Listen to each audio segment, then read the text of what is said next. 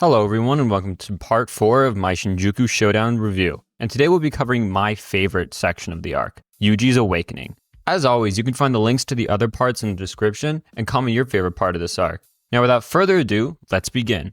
The fight starts with both of them facing off and Sukuna makes the first move, going in for a grab. But Yuji parries, checking him in the gut, and let's get that black flash counter up on the screen. Remember, we have one from last time, so that makes this the second black flash of the fight.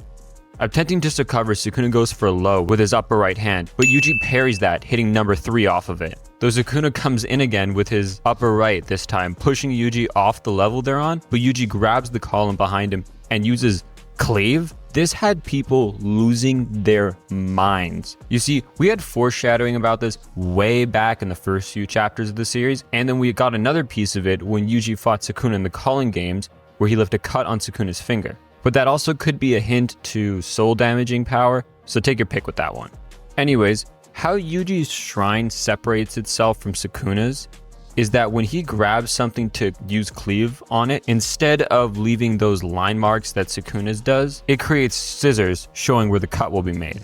After Yuji uses Cleave on the pillar behind him, he throws it at Sukuna, who cuts it up and tries to hit him with a kick through the rubble. But Yuji reaches through, grabs his leg, applying Cleave to it, though to prevent it from happening, Sukuna sends off some dismantles, but Yuji tanks them, coming in with number 4 straight to Sukuna's right side. He tries to create some distance, but Ino comes back to the fight, launching off Beast number 4, a dragon Shikigami named Ryu, which knocks Sukuna into the wall. Well, Ino moves in, trying to get him with Nanami's Cleave, but Sukuna stops it with his foot, though it was enough of a distraction to get him with number 5, which he is just able to block, though it still launches him backwards, where he uses Cleave to destroy the floor, dropping them into the sewer. Sukuna charges in, trying to get Yuji with a right, but he puts him in an arm lock and sends him straight into the wall. Sukuna with number 6. He attempts to retaliate with a slash to the face, but Yuji just pulls his face back and hits number 7, right to the face. Sukuna, now enraged, tries to move in but is hit by Nanami's Cleave straight to the face, which Ino threw to help one last time as Yuji hits number 8 right to his back, sending him all the way up to the next floor. Now this is going to take some time to explain. So since Sukuna was able to get off 2 black flashes, he allowed his generation to focus on the parts of his brain that were damaged by Unlimited Void. Though, due to Yuji's black flash combo, it prevented him from fully recovering. So he made a binding vow that would allow him to summon his domain, but with a reduced area of effect and damage output. This limited domain, though, was still large enough to attack all the remaining sorcerers from Jujutsu High. However, luckily they each had learned Simple Domain from Kusakabe. Well, except Maki, since she has no cursed energy, who is saved by Miwa. I wonder how Miwa got here, since Wee isn't there. I wonder who else has a technique that can teleport people. Also, here's where the performance for 3 sorcerers end. These 3 being Miwa, Maki, and Ino. First up is Miwa, since she had the shortest performance. All she did was come in and use Simple Domain to save Miwa. But that's still more than Momo, so she gets an E. Now, Ino outperformed all expectations for him, helping Higuruma and Maki in their fights respectively, and helping Yuji land 2 different black flashes on Sukuna. So for him, I think it's a well-deserved beat. Now with Maki, she definitely did what was expected of her, stabbing Sukuna through his heart, and was able to go 2 separate rounds against him. But honestly, her allowing Sukuna to get off 2 black flashes is not a good look. So I'd say with her performance, she's an A, doing what she could, but just missing out from totally surpassing everyone's expectations. Heading back to the fight, Yuji is able to withstand Sukuna's domain, but when he returns his eyes to him, he'd begun to charge up a fire arrow.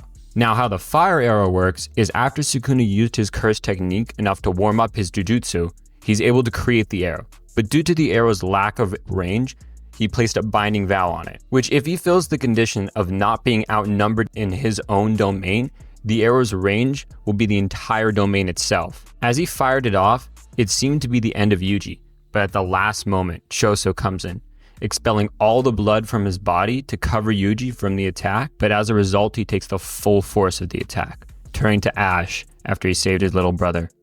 Now, Choso's overall performance in the arc was meh. He was basically always the distraction to help others. However, he did save both Maki, Higuruma, and at the end he saved Yuji. though I would have liked to see him go hand to hand against Sukuna with the rest of the team a little more. He did serve his purpose, so that's a C for Choso, since he did as well as everyone expected him to do.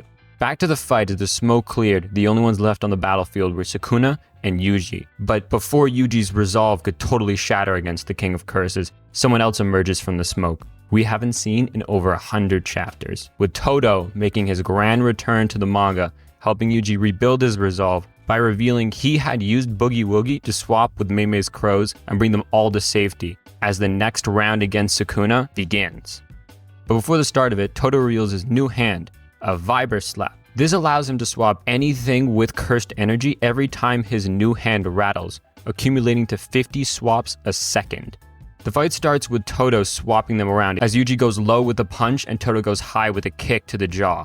Swapping in the air, he attempts to kick him, but Sukuna dodges him in midair, though Yuji comes in, throwing a rock infused with cursed energy that Todo swaps him with, kicking Sukuna in the gut and into a building. He recovers though, palming Yuji and attempting to throw him, but before he can do anything, Todo swaps Yuji in Sukuna's place, who hits a straight right to his spine, tossing him into the pillar that was going to be meant for him. Sukuna could tell they were about to set up for a feint, as he created some distance, but instead of going for the feint, one of Mei's crows comes in, and Sukuna goes for a kick on it, thinking that the next move was to swap Yuji with the crow, but it was all a setup, and Todo ended up swapping no one at all, letting Yuji land Black Flash number 9 straight to his gut, attempting to rip his heart out. But Sukuna begins to open his restricted domain, attempting to finish the fight here and now. However, someone else arrives to join in, someone he's already beaten, and here is where we will end it for today. Hi everyone! The next video will focus on the last part of Shinjuku Showdown, covering the final chapters and finishing off the rest of the Sorcerer's rating. As always, like, comment, subscribe, check out my other videos, and I'll see you all next time.